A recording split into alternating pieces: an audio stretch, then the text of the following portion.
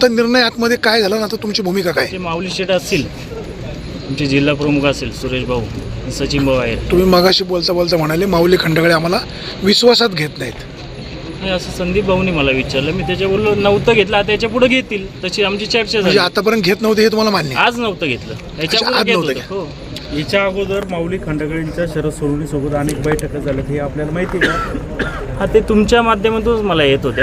असे मी कोणा बोलण्यावर विश्वास ठेवत नाही. जे तुमच्या चॅनलला येत होते त्याच्यावर मी थोडं म्हणजे त्याच्यावर तुम्हाला विचार माध्यमातून समजतंय. माध्यमातून मला कळालं त्या गोष्टी. कोणाच्या बबन सांगण्यावरून कळालं. थोरात यांनी जी मुलाखत दिली त्याच्यामध्ये त्यांनी असं सांगितलेलं की तुम्हीच लढवणार आहे.